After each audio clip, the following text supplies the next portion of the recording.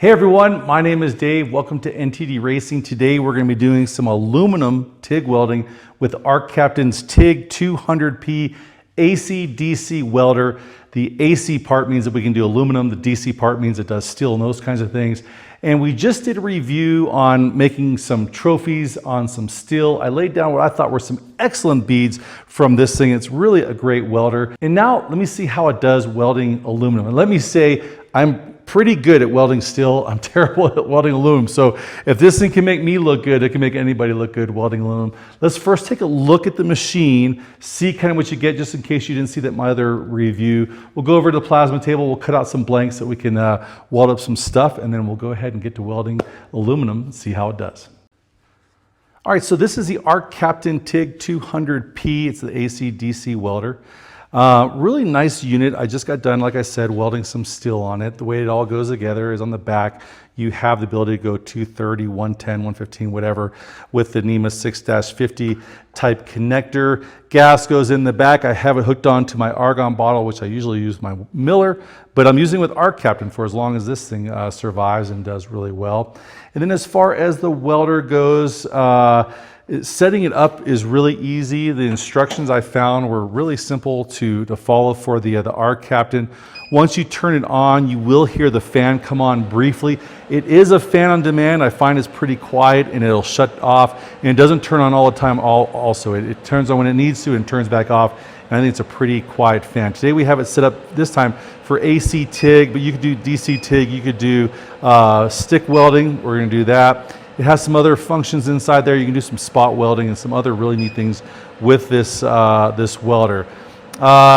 Once you push this button right here, you can change all kinds of parameters as far as like the post-flow, pre-flow, how it kind of ramps down, the hertz, and those kinds of things. And we're gonna just go with 60 hertz today on this and about 50 amps, I think, for the thickness of metal and where we're gonna be welding it today.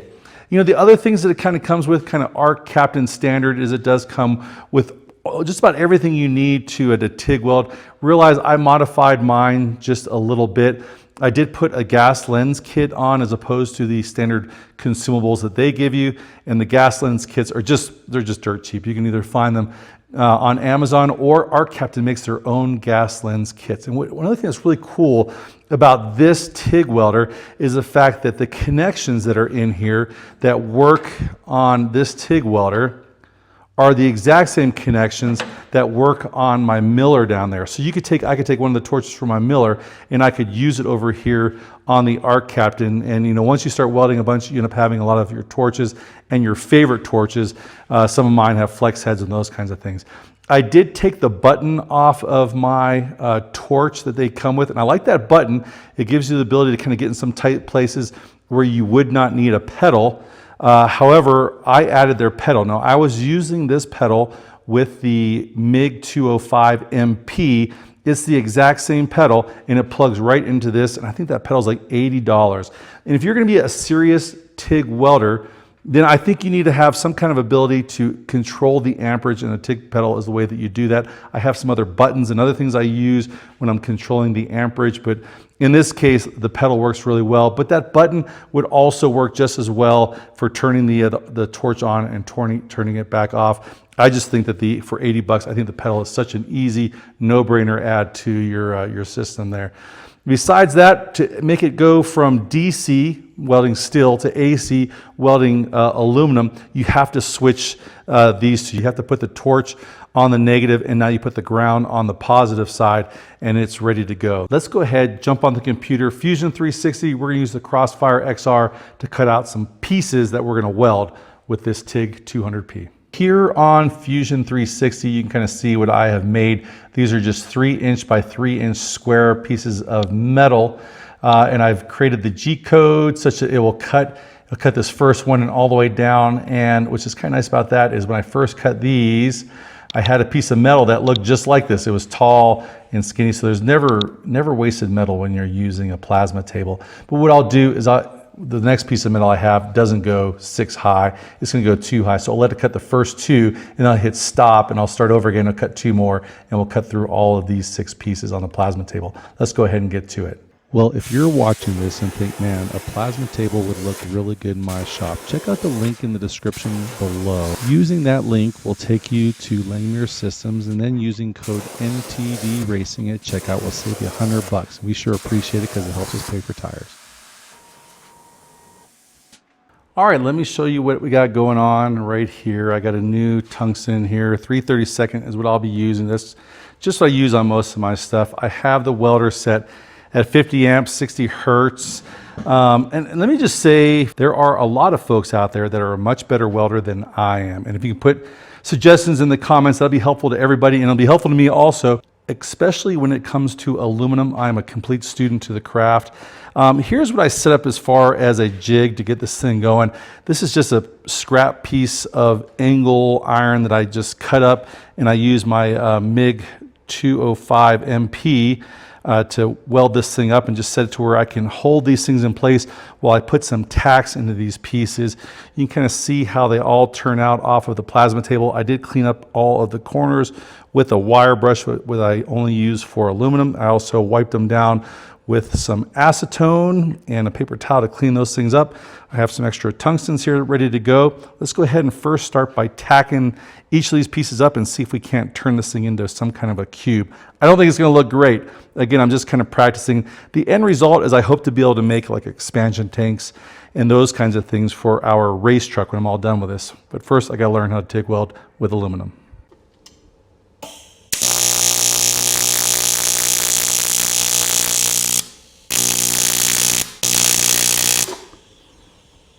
Terrible. All right, that might be the world's ugliest tack, but we're learning. You know, I'm thinking maybe I need more heat because I'm up against this metal and it's absorbing it a little better.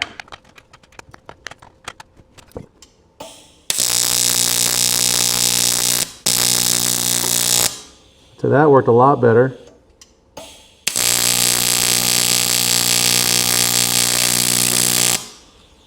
That didn't work great, but it worked.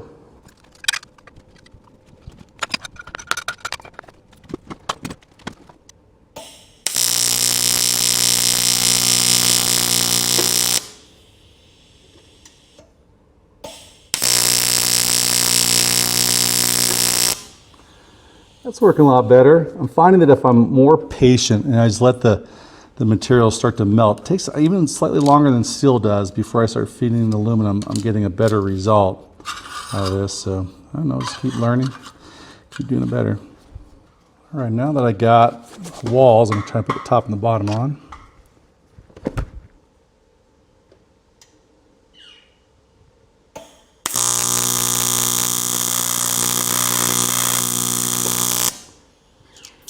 That shifted a little bit. That's all right. That should work still.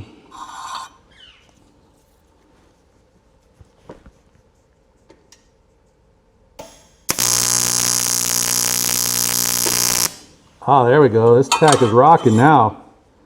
I got that one money.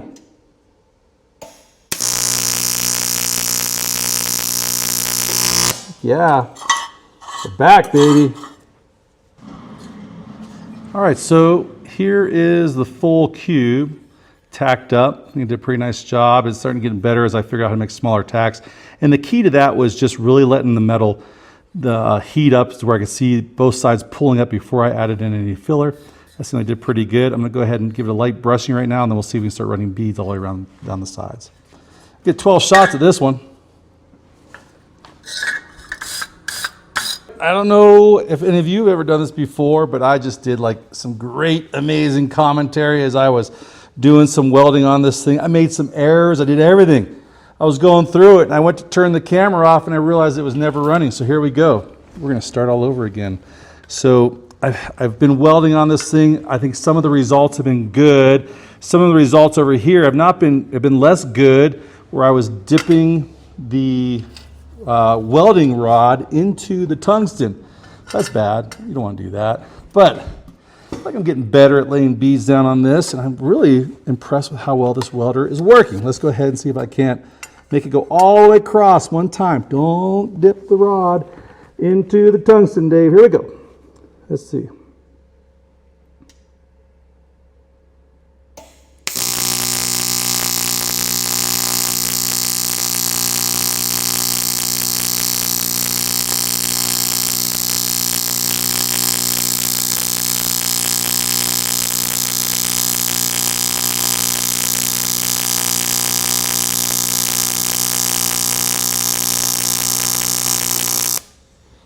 tell you what, we are learning how to do this. That's not looking bad at all. I'd put that on anything. I don't know. Maybe you can tell me in the comments what you think of that weld, but I really can't touch it. Let me see. I thought it was pretty good. Let me show you how that looks. That looked pretty good.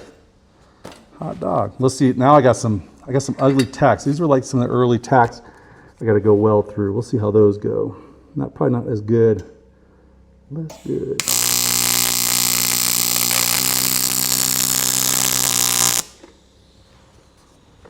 All right. I'm trying to get to where I can lift off this pedal. I'm burning out a little bit right there on the end. I can fill that in, but it'd be nice if it would just kind of lift off. I could feed in some more in there. So I'm gonna try and get better on this pedal. You know, the pedal works really, really well. It's a good pedal, but just all of the pedals, whether it's Miller or my Harbor Freight, they all act just a little bit different. And so you just gotta kind of find out how far can you lift your foot and adjust the amperage.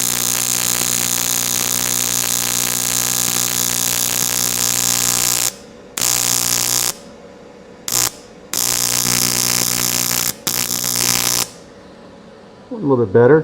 You can kind of hear that fan. I don't know if you can hear it kicking in right now. That's the fan. It isn't loud at all. I think it's, of all the fans, of all the welders I got, that's probably the quietest fan as far as the fan of the man. It didn't come on for a long time too. Yeah, that's looking pretty good.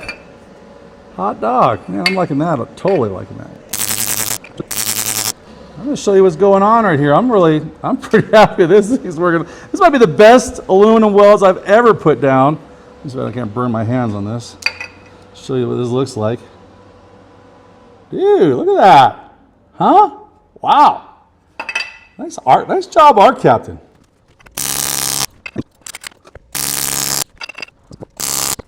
Okay, so here is the final part. I just got done running it through my polisher. I wanted you to get a good look at my welds so you get an idea.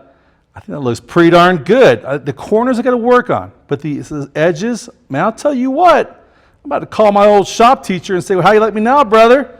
Anyway, that was the Arc Captain TIG 200P AC/DC. Is an amazing AC welder. I mean, because I am not a great AC TIG welder. I can TIG weld steel really well, and once I kind of got it, you know, the hand movements, you know, and feeding, all that kind of went. You kind of see that, you know, I can make a bead and all that, or I can put down a stack of dimes, but I think that looks pretty awesome. I'd put that on just about anything. All right, I'm just super excited about this. This unlocks like a whole new capability for us to make expansion tanks, repairs of radiators, all kinds of things with aluminum. It looks beautiful too. This might be a Christmas ornament, I don't know. That's what I'll probably do with it. But you saw a lot of stuff today. You saw the Arc Captain TIG 200P. Now you can get it with or without the TIG pedal. I think it's like $645 if you just get it without the pedal, and then add another $80 if you get it with the pedal. I think the pedal is a no-brainer, especially if you're gonna get serious about TIG welding. And with this thing, you definitely can. You can do some amazing stuff with steel and aluminum. Link in the description below. Also saw me use the Crossfire XR, and if you like that, again, there's a link for those guys in the description below, and use code NTD Racing at checkout. There is just no better tool, I think, if you're going to become a fabricator than a plasma table in your shop. Anyway, we're going to be using this as we get ready to start our open source trophy truck build. I know some of you have been asking me when that's going to start, and it's going to start very soon. We just had to get through the rally at the ranch and a couple other things like the Vegas Arena race, and now we're finally ready to get started on our third truck. I hope you'll follow us on that. Liking and subscribing definitely helps us out, but if you ring the bell for notification of future episodes, when one of those videos come out for the build, it'll give you a notification and you won't miss it. Can't wait to see you then. Take care of yourself.